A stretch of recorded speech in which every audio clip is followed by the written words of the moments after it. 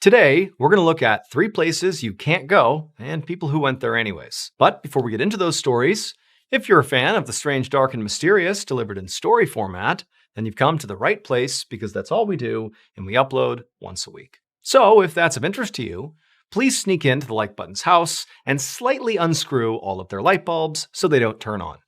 Also, please subscribe to our channel and turn on all notifications so you don't miss any of our weekly uploads. Okay, let's get into today's stories.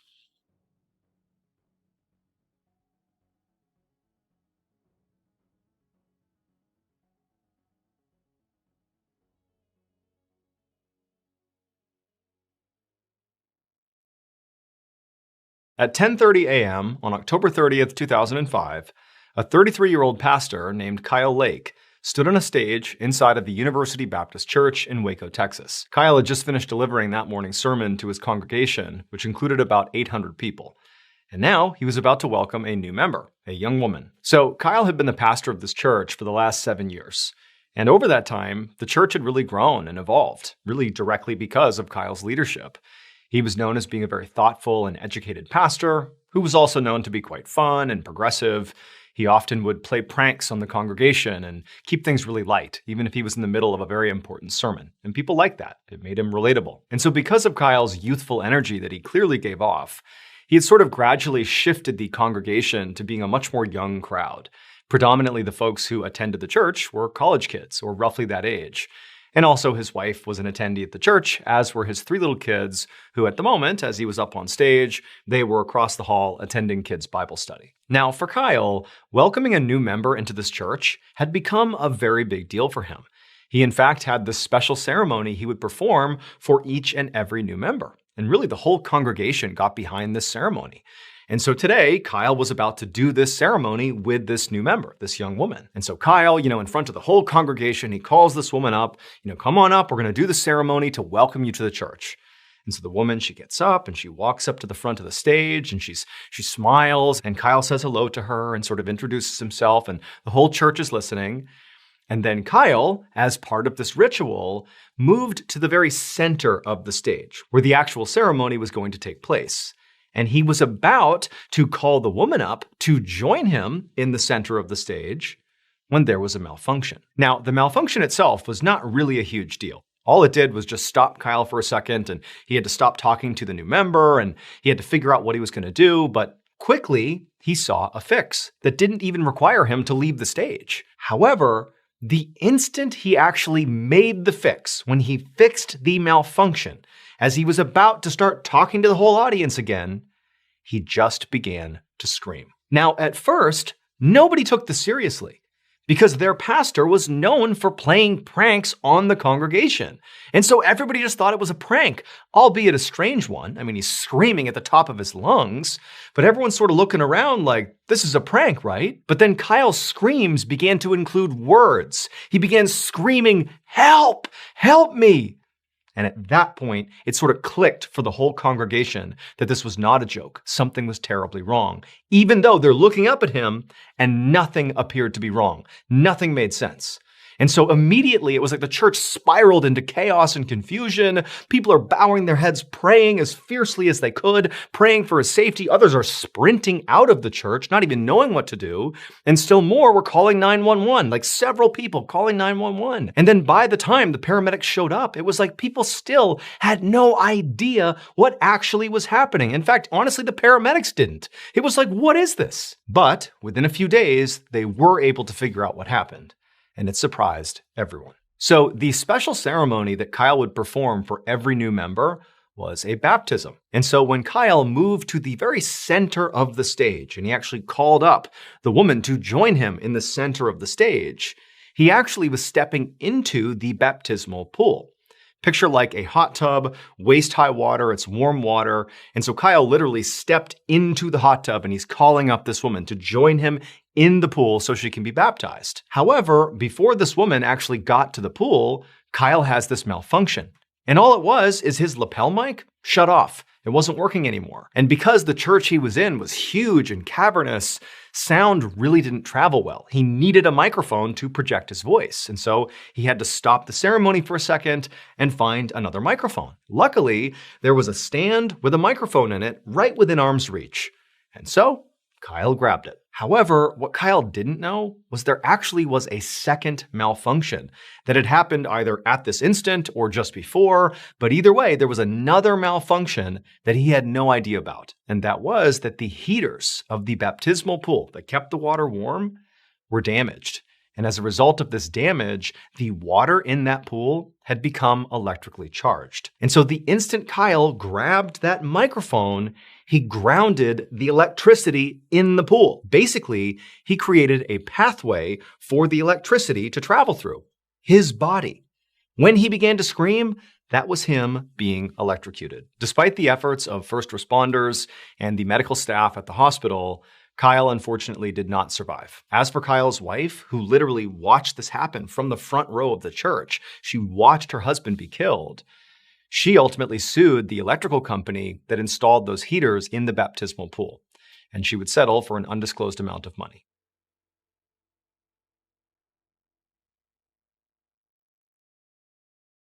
Dive into a world of endless imagination with Audible.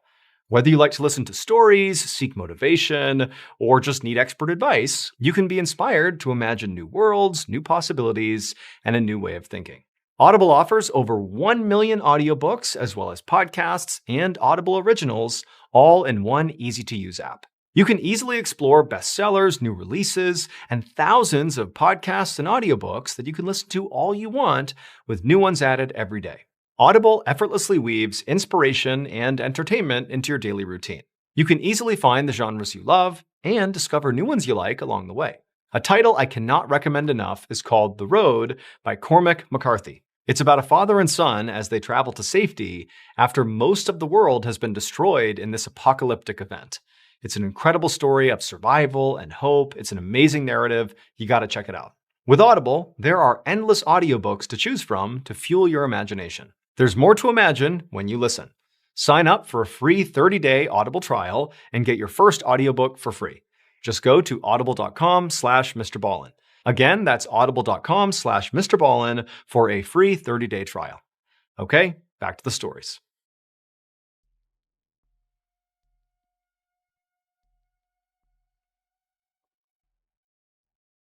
Around 5 p.m. on Sunday, August 15th, 1971, a 23-year-old man named Michael was sitting inside of his living room in rural Ontario, Canada. Michael was flipping through a photo album that showed pictures of him scuba diving and mountain biking and doing all these really high adrenaline activities because Michael really lived for adventure. And so as he's flipping through this album, he hears a knock on the door.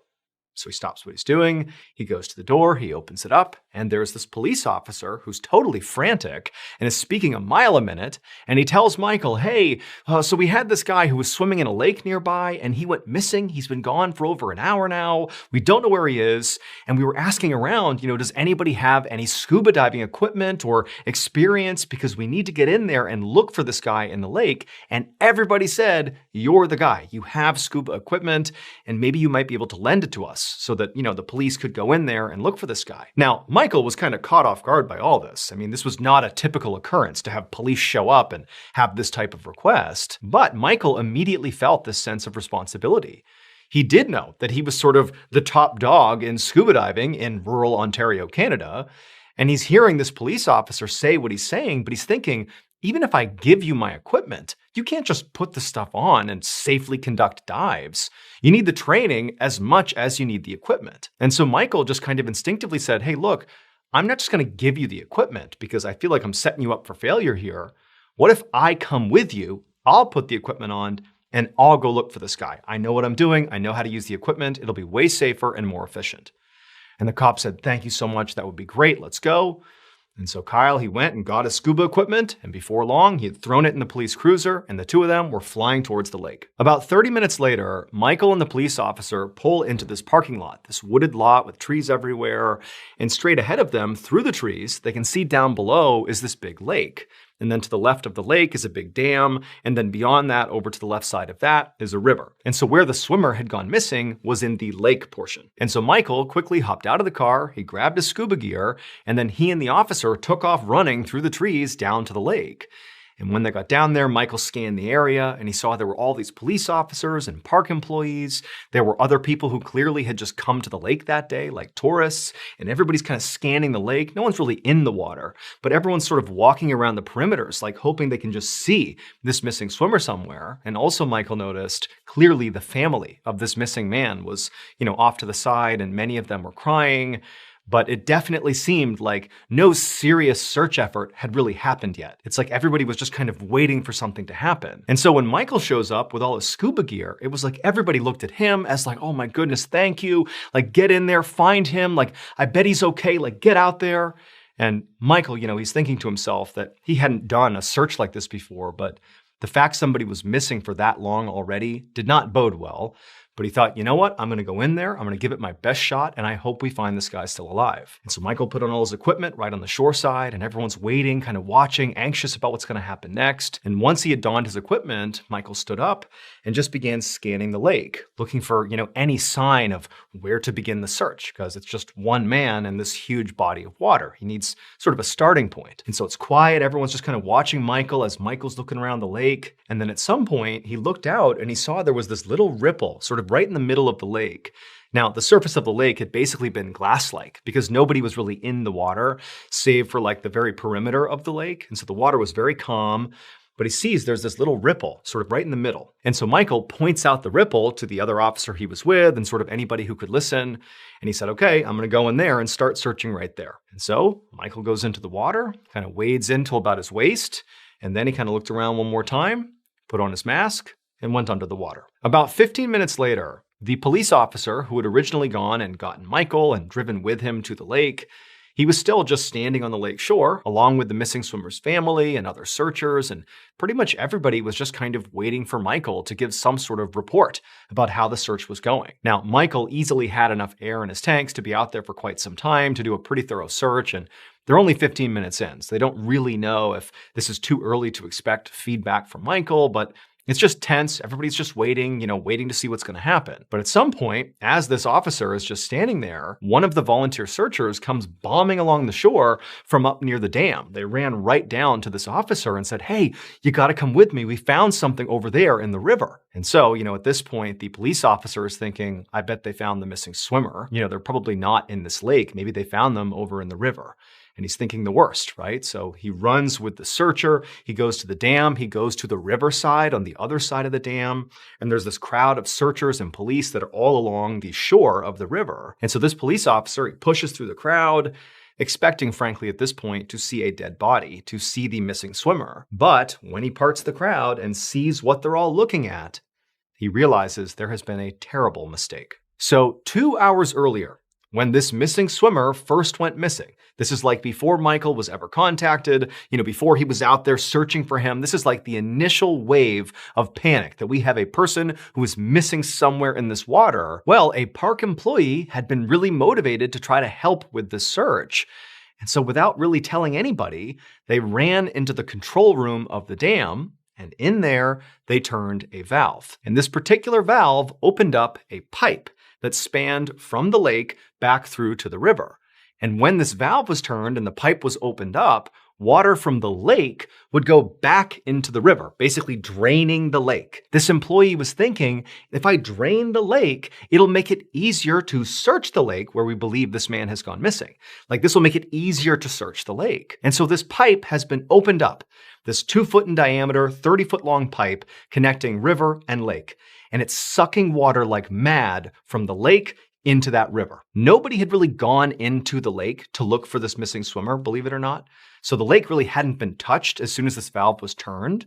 So the first person who went into the lake, once that was opened up, was Michael with the scuba gear on. And when he went into the water and actually flagged the ripple on the surface of the water, he didn't realize this, but that ripple represented this deadly undercurrent of all the water being sucked into this pipe. And so as soon as he went out and went under the water, the current pulled him so quickly and so hard that he couldn't resurface. All his equipment got yanked off his body and he was thrust into this pipe. And in the pipe, he got stuck. And he drowned inside of the pipe before eventually being forced out the other end where his body spilled out onto the shore of the river. That's what everybody was crowded around once they got up to the riverside, Michael's dead body. 4 hours after Michael's body was found, they would find the missing swimmer. His body was located about 150 yards away from where Michael had first entered the lake. His body was found on the shore of the lake, and so Michael had sort of been close, but unfortunately that current had pulled him under and killed him. Today, the lake has been permanently drained, in part because of this tragedy.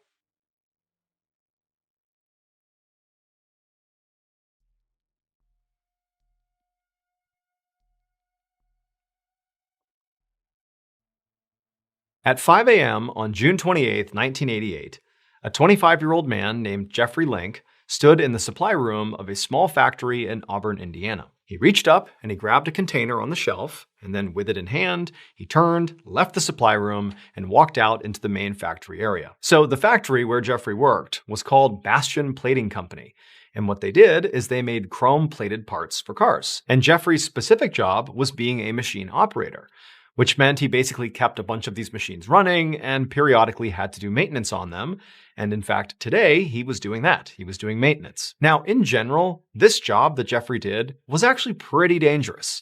The machines they worked on were big industrial machines that often got really, really hot. In fact, it was not uncommon for Jeffrey and his colleagues to come home with burns on their body just from, touching these different machines. But it was just part of the job, and Jeffrey didn't mind it. The pay was pretty good, and overall, the thing he liked the most about his job was just the camaraderie, the other people that worked there. There was about maybe 36 employees who worked at this factory, and it was like a tight-knit family. And so it was like they struggled together. The job was kind of gritty and difficult, but it felt worth it. So on this particular day, Jeffrey walked along this walkway in the main factory area, and as he passed by his colleagues, he said hello. Again, everybody's friends here. And eventually, Jeffrey reached the machine that he was going to be performing maintenance on. And this machine was huge.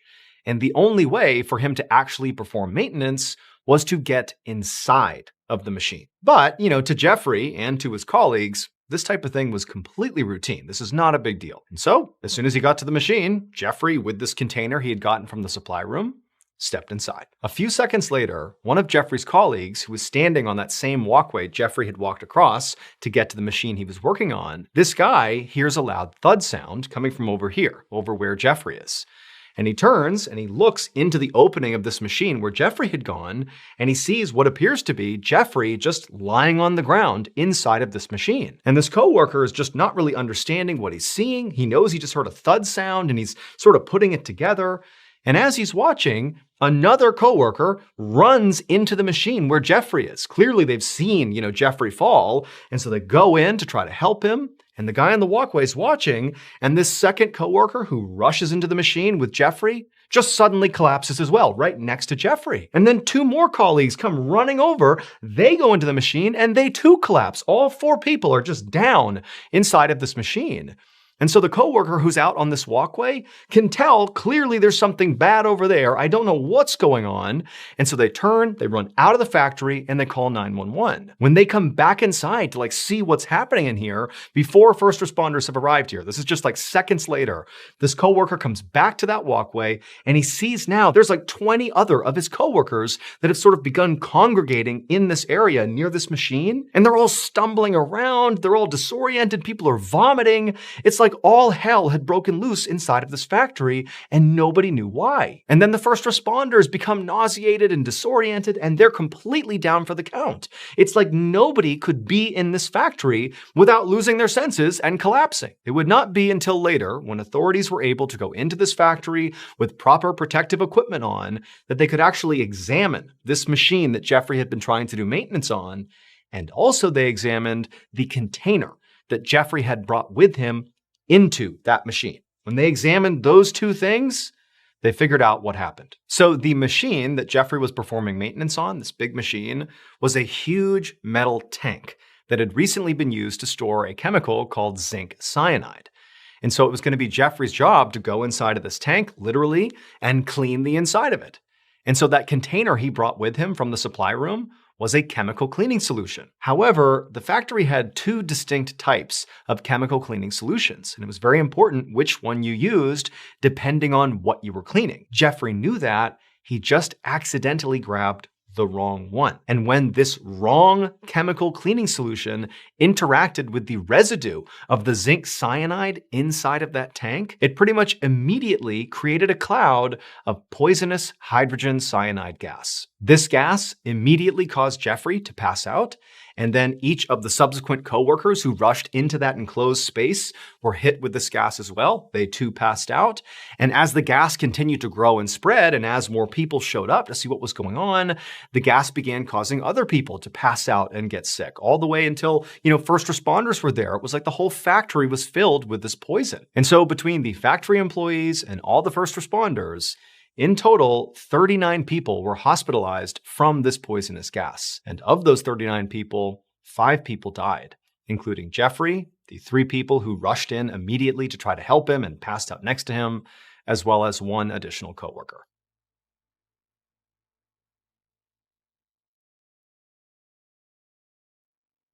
In case you haven't heard yet, our newest graphic novel, MrBallen Presents Where Nightmares Live, is available for pre-order right now. It contains another 9 heart-stopping, strange, dark, and mysterious stories, all based on real events. This was a passion project. It took a lot of time, a lot of people involved, from the artwork to the storytelling. I mean, this is a beautiful piece to add to your collection, so you got to check it out. The book comes out on September 30th, but again, you can pre-order your copy at book.ballenstudios.com, or you can click the link in the description below. There are a limited number of hand-signed copies available, but those are going to sell out very quickly. So please pre-order today, because remember, your nightmares are waiting. Thank you so much for watching. Let me know what you thought of today's episode in the comments. And remember, we have hundreds of videos for you to binge right now. But if you're looking for a recommendation from me of that one video that's worth your time, well, it's this one right here. So give it a watch. All right, until next time, see ya.